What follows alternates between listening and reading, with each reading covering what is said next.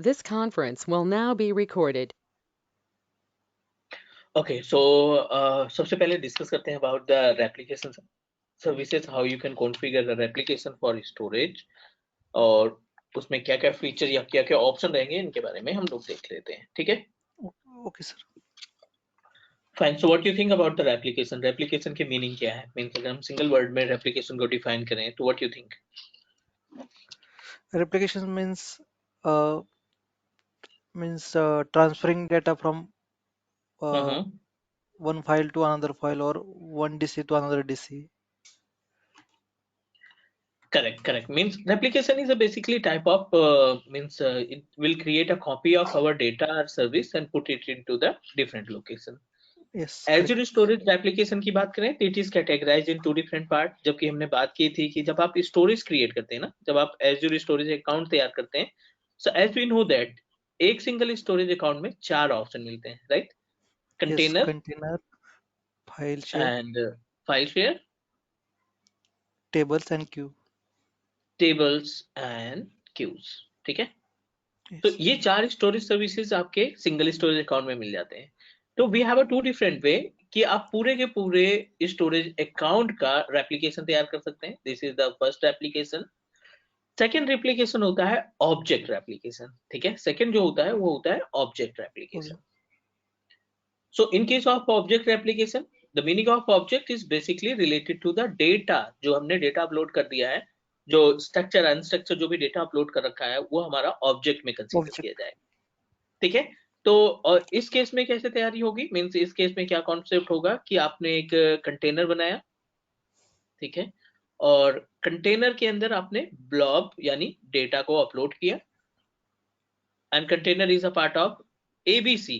ABC is our storage account. ठीक है, Yes. और दूसरा स्टोरेज आपने बनाया, स्टोरेज अकाउंट बनाया विद नेम ऑफ XYG. इसके अंदर एक कंटेनर बनाया जो कि ब्लैंक है पूरी तरीके से.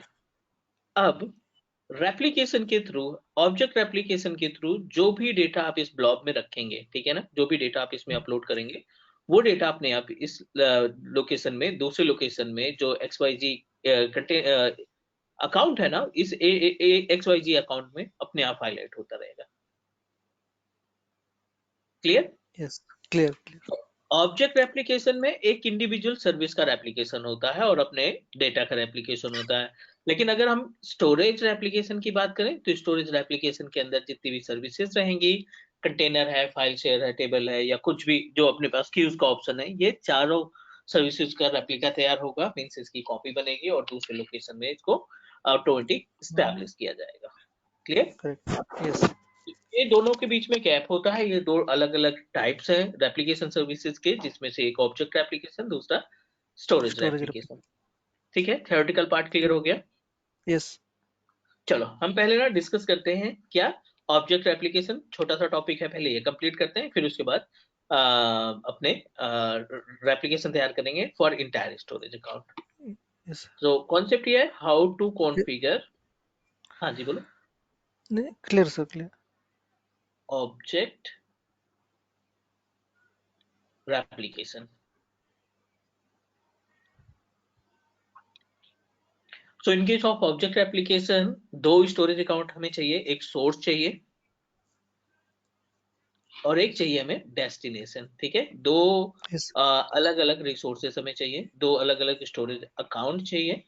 एक हम सोर्स मान रहे हैं, दूसरा हम डेस्टिनेशन मान रहे हैं. क्लियर? मान लीजिए Yes. आपने सोर्स की साइड पे एक स्टोरेज अकाउंट बनाया with name of class storage 1988. ये अपने पास सोर्स हो गया.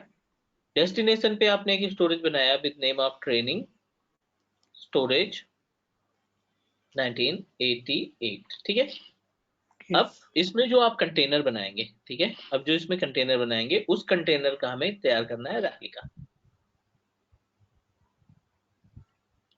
ठीक है, इस कंटेनर Yes. का हमें रेप्लिकेशन तैयार करना है. तो क्या होगा, जो भी फाइल आप अपलोड करोगे, जो भी फाइल फोल्डर अपलोड करोगे, वो बाय डिफॉल्ट आपके डेस्टिनेशन वाले लोकेशन पे अपने आप वो सारी डेटा की डिटेल्स आपको मिलती रहेगी. Clear? Yes.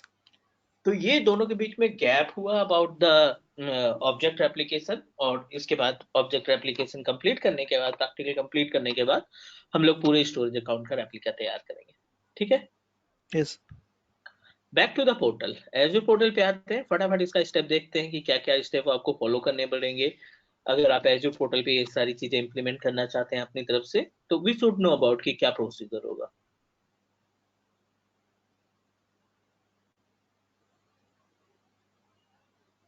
This is our Azure portal, और एज़्योर पोर्टल पे हमें चलना है स्टोरेज अकाउंट की सर्विसेज पे। This is our storage account. We don't have any storage account, यहाँ पे अभी ऐसा कोई स्टोरेज अकाउंट है नहीं। एक स्टोरेज अकाउंट बना लेते हैं हम, दो बनाने हैं, दो अलग अलग लोकेशन में। ठीक है, इसको हम सोर्स मान लेते हैं। क्रिएट अ स्टोरेज अकाउंट पे एज यू गो, और यहाँ पे हम नाम दे देते हैं एज़्योर क्लास वीकडेज, ये कंटेनर हो गया, और यहाँ पे नाम दे देते हैं क्लास स्टोरेज 1988। ठीक है, इसको हम यस। रख लेते हैं सेंट्रल यूएस में। ठीक है, हाँ, रेप्लिकेशन तैयार करने के लिए जो प्री रिक्विजिट है, मीन्स मैंडेटरी सेटिंग है, वो आपको रेडंडेंसी के अंदर GRS, RHGRS या फिर ZRS आपको जेआर। use करना पड़ेगा। अगर यहाँ पे LRS सेलेक्ट कर दिया तो आप रेप्लिकेशन नहीं बना पाएंगे, राइट। यस। डे वन हमने डिस्कस किया था कि ये जो चार ऑप्शन दिखाई पड़ते हैं, इनकी वैल्यू क्या है, कितने नंबर ऑफ कॉपीज बनते हैं डेटा के, तो वो हमें याद रखना है कि हमें हमेशा रेप्लिकेशन के लिए GRS का सिलेक्शन करना है। LRS छोड़ के कोई सा भी सिलेक्ट कर लेंगे, राइट। यस। नेक्स्ट करते हैं, और अभी कोई सेटिंग नहीं करते, सिंपल सा क्रिएट कर देते हैं, क्योंकि हमारा जो मोटो है वो है रेप्लिकेशन तैयार करना। तो जैसे हमारा ये सोर्स बन जाता है, इसके बाद हम डेस्टिनेशन बनाएंगे with name of training storage 1988 as per the theoretical part. जैसे हमने थ्योरी में बात की थी कि सोर्स और डेस्टिनेशन तो हमारे पास स्टोरेज अकाउंट होंगे।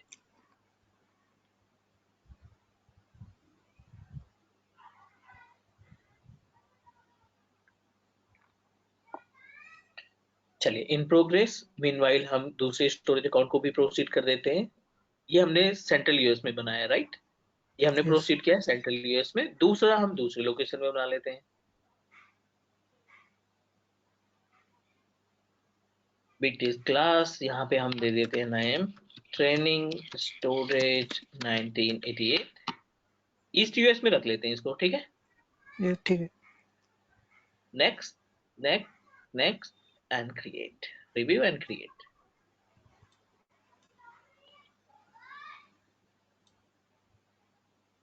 एज पर द प्रीरिक्विजिट हमने दो स्टोरेज अकाउंट को प्रोसीड किया है, and now we need to create a two different container. एक कंटेनर हमारा क्लास में क्रिएट होगा और दूसरा कंटेनर हम तैयार करेंगे इसमें ट्रेनिंग में, ट्रेनिंग। है ना। दोनों यस। दोनों स्टोरेज अकाउंट के अंदर एक एक कंटेनर रखेंगे ताकि हम रेप्लिकेशन सर्विस को अच्छे से मैनेज कर सके, रेप्लिकेशन के प्रैक्टिकल को सही से परफॉर्म कर सके।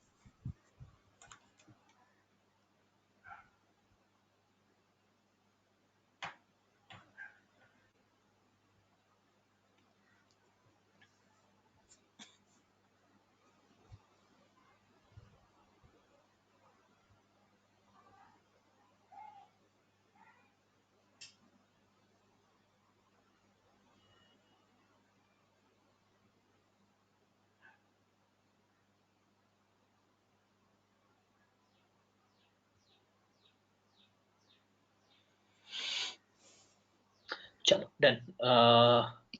we successfully created a two different storage account। यहाँ पे देखो तो दोनों स्टोरेज अकाउंट हमारे पास होने चाहिए। क्लास 1988 इसको हमने सोर्स प्लान किया है कि इसको सोर्स बनाएंगे, which is available in central US location. दूसरा इन प्रोग्रेस है, मे बी थोड़ा सा टाइम लगे। Done done. Yeah now it's available. Training storage 1988 हमने प्लान किया है कि इसको डेस्टिनेशन बना लेते हैं। सेंट्रल और ईस्ट यूएस दो अलग जोन हमने सेलेक्ट कर रखे हैं। तो चलिए कॉन्फ़िगर करते हैं इसमें आगे स्टेप।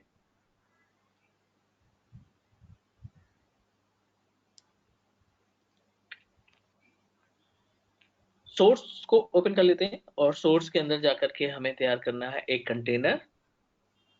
डेटा स्टोरेज पे क्लिक करके कंटेनर सेलेक्ट किया हमने, और एक सिंगल सा कंटेनर तैयार कर लेते हैं लाइक एज अ सोर्स। ठीक है, इसका हम यस। नाम दे देते हैं source. Source. I want to access it from anywhere।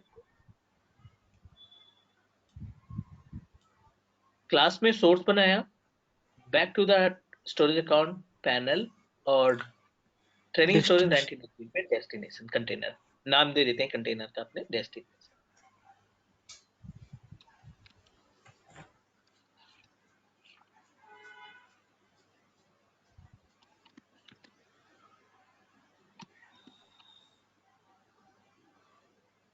चलो done, we successfully created a both container in different location, दोनों अलग अलग लोकेशन में हमने कंटेनर रेडी कर लिया है।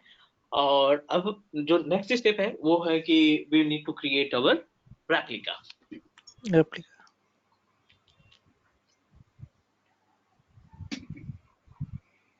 सो रेप्लिकेशन के लिए प्री रिक्विजिट हमारी डन है, बस हमें कुछ स्टेप फॉलो करने पड़ेंगे, कुछ प्रोसीजर फॉलो करना पड़ेगा, जिससे हम अपने सोर्स के साइट पे जो डेटा है उसको हम डेस्टिनेशन की तरफ मूव करा सके अपने आप, राइट, ऑटोमेटिक। Right.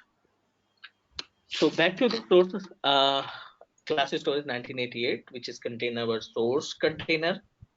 और अब देखोगे यहाँ पे तो एक ऑप्शन दिखाई पड़ रहा है जियर एप्लीकेशन का, और उसके जस्ट बाद हमें दिखाई पड़ रहा है ऑब्जेक्ट एप्लीकेशन का। क्लियर? तो Yes. जियर एप्लीकेशन का मतलब ये है कि आप जो एप्लीकेशन तैयार करना चाहते हैं वो पूरे के पूरे स्टोरेज अकाउंट का तैयार करना चाहते हैं।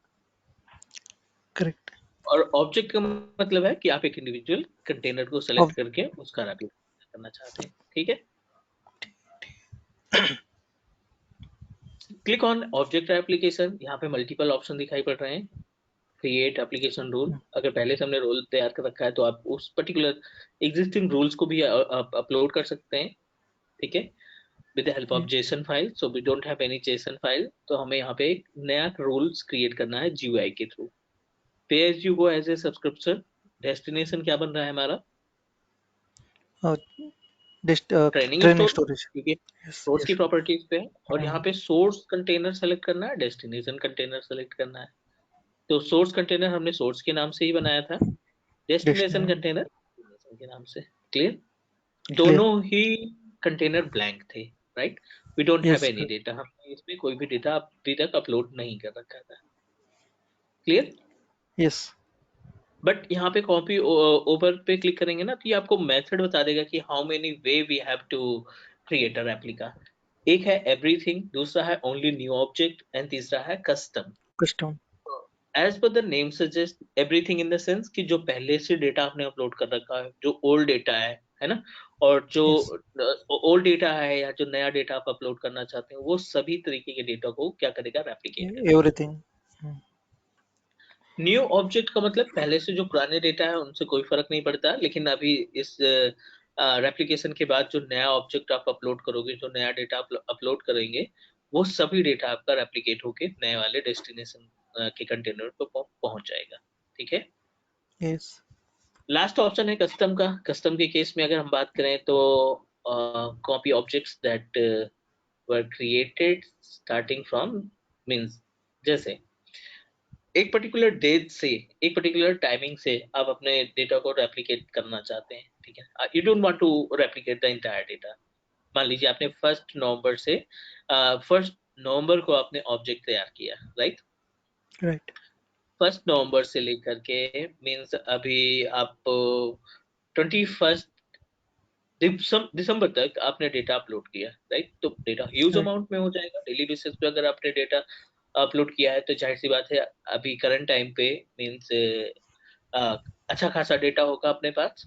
सो you don't want to create a replica of entire data. आपने प्लान किया कि ठीक है, जो दिसंबर के केवल डेटा है, मींस 1 दिसंबर से लेकर के 21 दिसंबर के बीच में जो अपने पास अपलोडिंग हुई है, केवल उन्हीं का रेप्लिकेशन तैयार हो, तो आप क्या करोगे, आप यहाँ पे कस्टम में जाकर के एक डेट डिसाइड कर लेंगे, स्टार्टिंग डेट और एक एंड डेट, और Indeed. अपने हिसाब से उस कस्टमाइज डेट का डेटा जो है रेप्लिकेशन तैयार कर सकते हैं।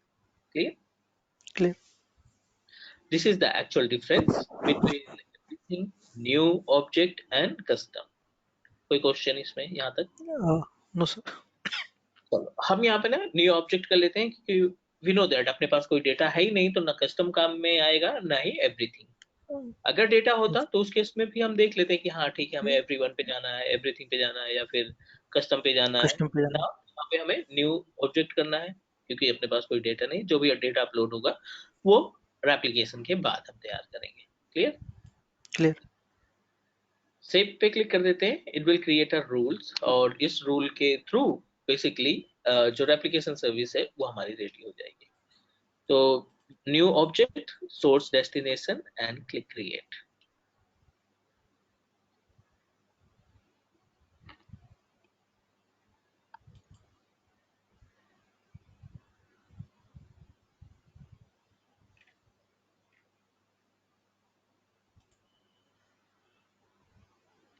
चलो, we successfully created our object application training storage 1988 which is a destination source। we know that क्योंकि हम source की properties पे ही हैं, right? तो अब यस। यहाँ पे देखो, class storage 1988, training storage 1988, even object level का एप्लीकेशन जो है अदर अकाउंट में भी हो सकता है, ठीक है, बट अनफॉर्चुनेटली अपने पास कोई अदर अकाउंट है नहीं, दोनों ही स्टोरेज हमारे सेम ही अकाउंट में अवेलेबल है। करेक्ट? हाँ करेक्ट। ठीक है, तो बैक करते हैं, अभी हम आ जाते हैं स्टोरेज अकाउंट पे। This one is our source, और एक है डेस्टिनेशन। सोर्स पे जाकर के हम चेक कर लेते हैं अभी कि क्या कोई डेटा अवेलेबल हुआ है या नहीं। ओपन किया, we don't have any data, right? Back to the training, और ट्रेनिंग में कंटेनर पे ऑप्शन पे आकर के अगर हम चेक करें तो we are unable to find any data in destination container as well. Destination yes. में भी हमारे पास कोई सा भी डेटा अवेलेबल नहीं है, राइट? नहीं। Back to the storage again, और सोर्स में कुछ डेटा हम ऑन प्रोमाइसेस मशीन से अपलोड कर देते हैं। Upload few files in source site, और यही फाइल हमारी डेस्टिनेशन पे दिखनी चाहिए।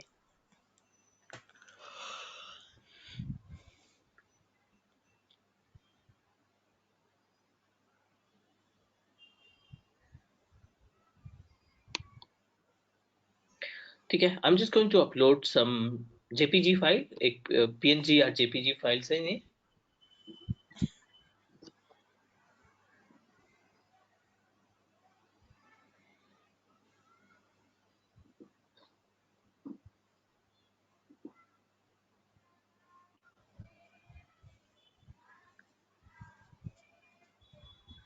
ठीक है, we successfully uploaded 3 files in location of source. Source.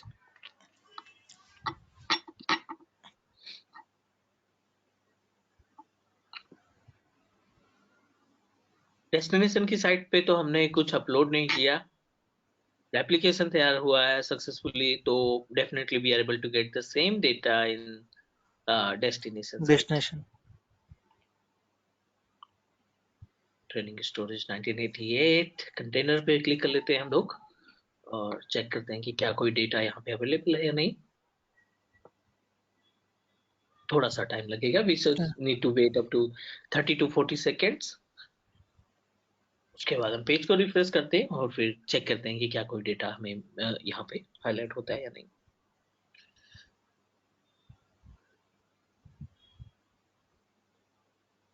Is it okay about the theoretical and concept about the procedure? Yes. Yes sir clear. ठीक है,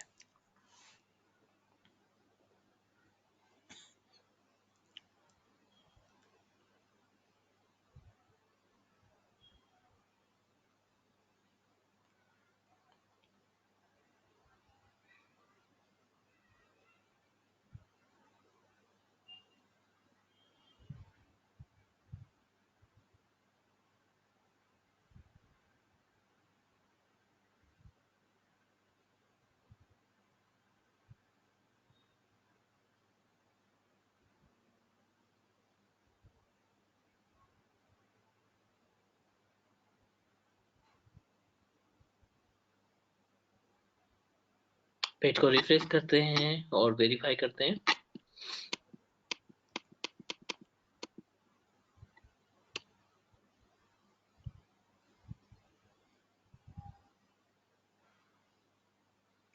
See, we are able to get the entire data जो भी हमने upload किया था same as it is, ये data आपको destination के कंटेनर पे मिलने लगा है, राइट? यस। तो this is the concept of object application, इसी को हम बोलते हैं ऑब्जेक्ट ऑब्जेक्ट एप्लीकेशन। एप्लीकेशन। कोई क्वेश्चन, कोई डाउट अभी तक यहाँ तक? No sir. ठीक है। तो ऑब्जेक्ट रेप्लिकेशन में हमने देखा कि we are able to create a replica of our individual data, means इस कंटेनर में जो डेटा जाएगा, इस सोर्स कंटेनर में जो डेटा जाएगा उसी का रेप्लिका तैयार होगा, करेक्ट। करेक्ट। बाकी अगर कोई अदर ब्लॉब बनाता है, कंटेनर बनाता है या फिर फाइल शेयर तैयार करता है तो उनका रेप्लिका नहीं तैयार होगा। नहीं। तो एज पर द कन्वीनियंस, सो अगर क्लाइंट कहता है नहीं मुझे कुछ सिलेक्टेड ब्लॉब का ही रेप्लिका तैयार करना है, उसको ही प्रोटेक्ट करना है, तो definitely we need to proceed with this particular option. या फिर क्लाइंट कहता है कि नहीं मुझे पूरे स्टोरेज पे जो भी डेटा, जितने भी डेटा है, लाइक एज अ फाइल है, कंटेनर है, क्यूज है, जितने क्यों? भी स्टोरेज ऑप्शंस हमें दिखाई पड़ रहे हैं उनका रेप्लिका चाहिए, तो उस रेप्लिकेशन के लिए हमें क्या करना पड़ेगा, जियो स्टोरेज रेप्लिकेशन, रेप्लिकेशन। यस। पूरे स्टोरेज अकाउंट के रेप्लिकेशन को प्रोसीड करना पड़ेगा। क्लियर। क्लियर। बहुत ही बेसिक सा स्टेप हमें फॉलो करना पड़ेगा। अभी अगर हमने दो स्टोरेज बनाए, एक हमने हमारा स्टोरेज जो है वो यूएस लोकेशन में क्रिएट किया था, दूसरा स्टोरेज हमने तैयार किया था location of east US, right, central east. US और यस। East US. चलो, सेकेंड इंपॉर्टेंट पार्ट, एक साथ एक ही स्टोरेज पे दोनों तरीके का एप्लीकेशन नहीं तैयार हो सकता। अगर आपने पहले ऑब्जेक्ट एप्लीकेशन तैयार कर रखा है और now you are planning to configure a geo application, तो आपको जो एग्जिस्टिंग एप्लीकेशन सर्विसेज है उसको करना पड़ेगा डिलीट। डिलीट। ठीक है। डिलीट करने के बाद ही हम आगे इसका एप्लीकेशन तैयार कर पाएंगे। क्लियर। क्लियर। चलो, ना क्लिक ऑन जियो एप्लीकेशन, ये अभी यहीं पे रिजेक्ट कर देगा क्योंकि ऑलरेडी इसका एप्लीकेशन तैयार है। अब देखो यहाँ पे central US primary location, east US two destination second location. Location. तो ये क्या करेगा ना, ये पूरे स्टोरेज अकाउंट का जो भी स्टोरेज है हमारे पास, जितनी भी सर्विसेज है उन सब का रेप्लिका तैयार करेगा। प्रिपेयर फॉर फेल ओवर, ये फेल्ड कर देगा बिकॉज ऑलरेडी हमने इसका रेप्लिका तैयार कर रखा है, तो वो कॉन्फ्लिक्ट हो जाएगा। ये तुरंत ही आपको एरर दे देगा क्योंकि आपका जो ये अकाउंट है ना, वो ऑलरेडी ऑब्जेक्ट एप्लीकेशन को कंटेन करके रखा है। क्लियर। क्लियर। ठीक है। So what we need to do, हम यहाँ पे जो एग्जिस्टिंग एप्लीकेशन है ना उसको, उस रेप्लिकेशन को डिलीट कर देते हैं। डिलीट। ठीक है, we successfully deleted the existing application. Page को रिफ्रेश करते हैं, थोड़ा सा टाइम लगेगा इसमें एक्टिवेट होने में।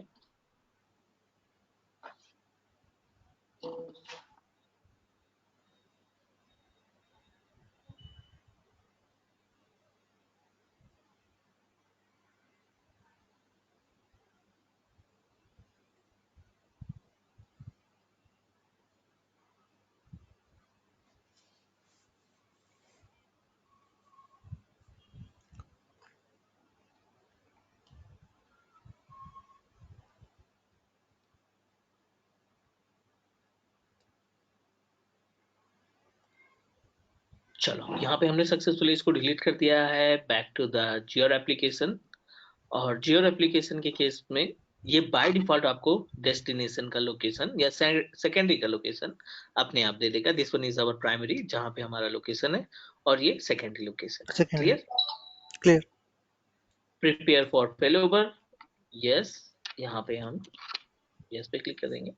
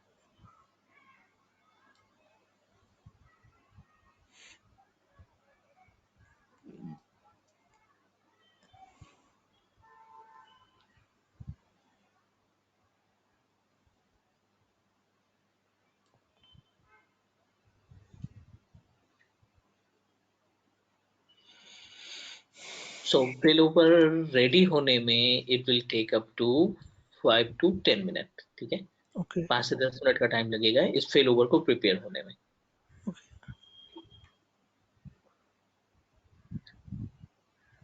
तो ये अपने पास फेल ओवर का कॉन्सेप्ट हो गया। और दूसरा टॉपिक क्या था अपने पास? दूसरा टॉपिक इसका था और file synchronization. Azure File Sync, right?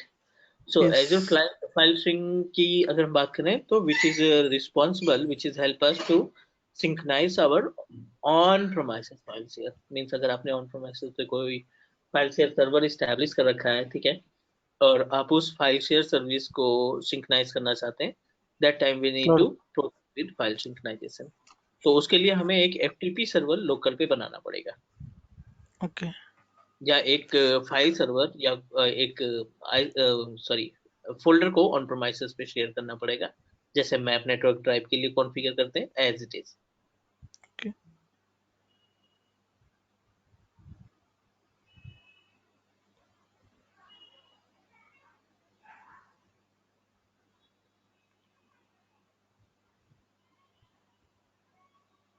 Sir वो एजेड कॉपी क्या होता है? Agent copy is a way which is help us to manage our storage services, copy the storage with the help of CLI।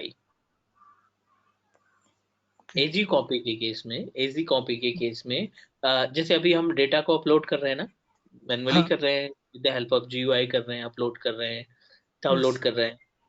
AG copy के case में आप अपने storage service को CLI portal पे यानी CLI पैनल के through क्या कर सकते हैं, कॉपी या पेस्ट कराया जा सकता है, ओके मूव कराया जा सकता है data.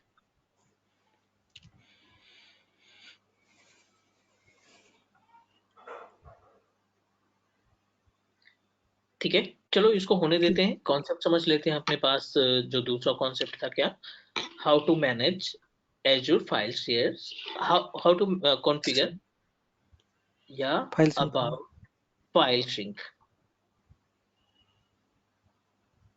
As per the name suggest, है ना, फाइल सिंक का मतलब जैसे यहाँ पे आपने this one is our Azure storage account, Azure storage, Azure portal basically, and Azure portal पे हमने एक स्टोरेज अकाउंट तैयार कर रखा है, this one is the storage account।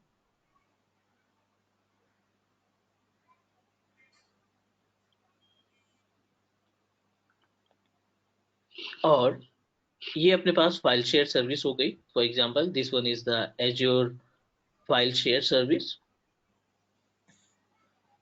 This one is our on premises system जिसको हमने FTP बना रखा है, ठीक है ना, या फाइल सर्वर इसको बना रखा है, फाइल सर्वर या FTP सर्वर, ठीक है।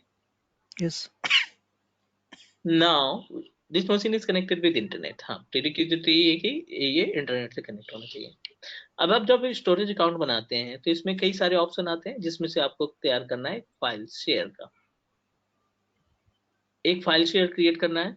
उस फाइल शेयर को आप अपने फाइल सिंक्रोनाइजेशन से ऐड करेंगे, क्लियर, इस यस टूल से ऐड करेंगे, सर्विस से ऐड करेंगे, एज इट इज जो लोकल का कंप्यूटर है ना, इसको भी आप यहाँ पे ऐड करेंगे, ओके ठीक है। Azure फाइल शेयर को Azure फाइल सिंक से ऐड करने के लिए, sorry this one is the file sync, Azure file share को Azure फाइल सिंक के साथ कनेक्ट करने के लिए किसी भी टूल की जरूरत नहीं है, ठीक है, ये मैन्युअली हो यस जाएगा। लेकिन जो लोकल में फाइल सर्वर है या लोकल में जो सर्विसेज हमने बना रखी है, उसको ऐड करने के लिए आपको एक एजेंट लगेगा। Give me 1 minute please. Okay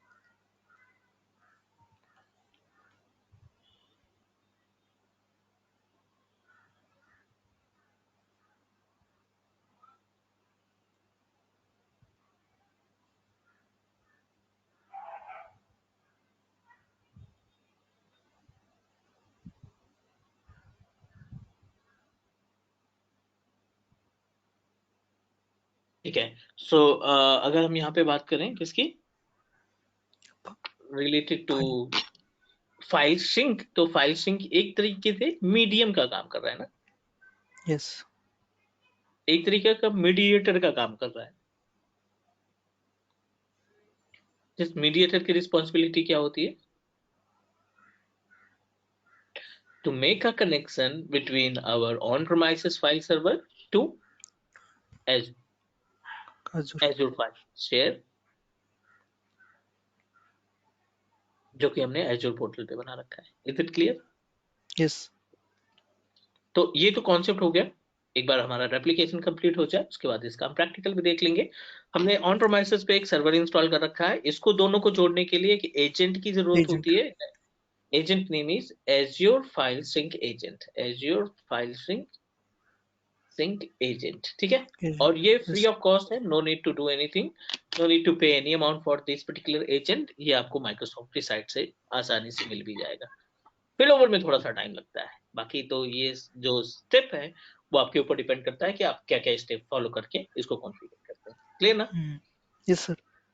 चलो, we almost completed entire part of our storage services। तो आप एक बार गो थ्रू कर लो जितने भी कंटेंट हमने कंप्लीट किए हैं, और उसमें से अगर आपको लगता है कि नहीं कोई क्वेश्चन या कोई डाउट है तो उस पर फिर हम बात कर लेते हैं, क्योंकि फेल ओवर भी अभी स्टिल इन प्रोग्रेस। तो हम इस इन्हीं स्टोरेज का इस्तेमाल करके फाइल सिंक्रोनाइजेशन तैयार करेंगे। जैसे ही हमारा फेल ओवर तैयार हो जाता है, we'll move ourselves to the file synchronization services। Okay, sir.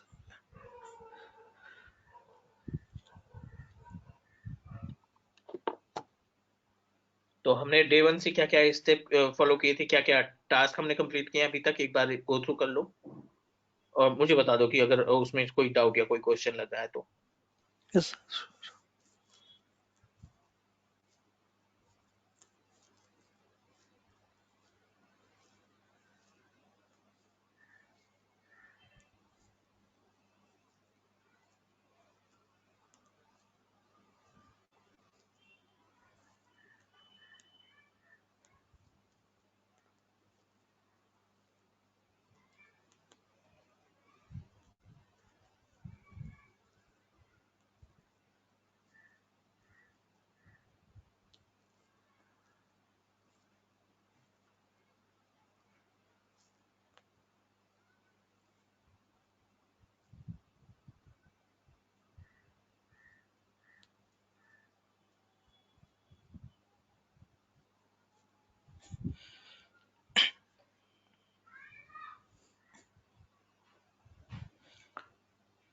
Sir फिलहाल तो अभी तक तो सारे कंसेप्ट क्लियर है, कुछ डाउट हम्म। नहीं है स्टार्टिंग से अभी तक। तो एक लाइफ साइकिल सर मैनेजमेंट क्या रहता है इसका, ब्लॉब का हमारे ऑब्जेक्ट का।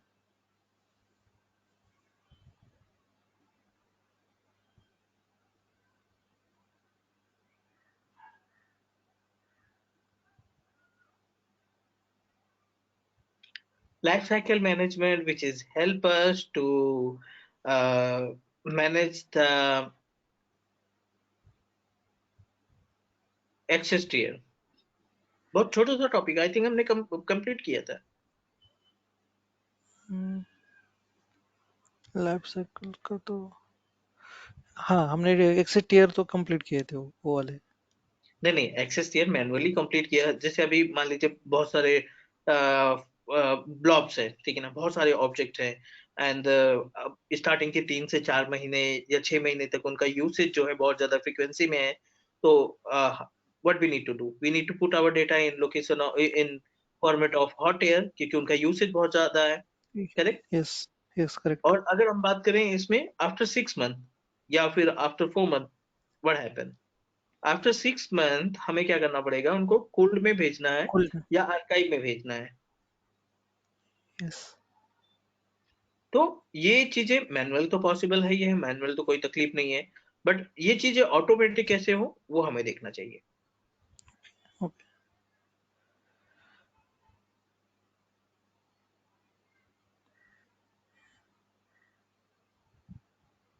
ठीक है, तो life cycle management can help us to manage the activity with the automation.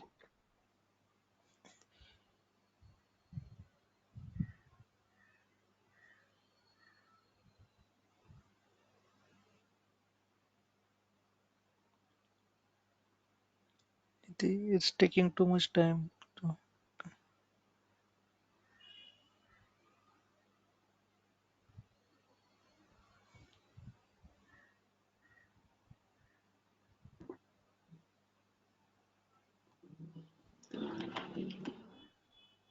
Still in progress, काफी ज्यादा टाइम Yes. लगता है इसमें, है ना।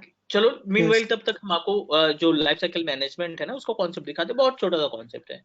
Okay, sir. अभी हमने जो डेटा रखा है आई थिंक बाय डिफॉल्ट तो हॉट में ही जाता है ना, बाय डिफॉल्ट जो भी डेटा Hot, वो हॉट ईयर में जाता है। hot. अच्छा इन प्रोग्रेस है, अभी आप कुछ कर भी नहीं सकते इसमें। दूसरा स्टोरेज अकाउंट है, उसमें चेक कर लेते हैं। Okay, okay.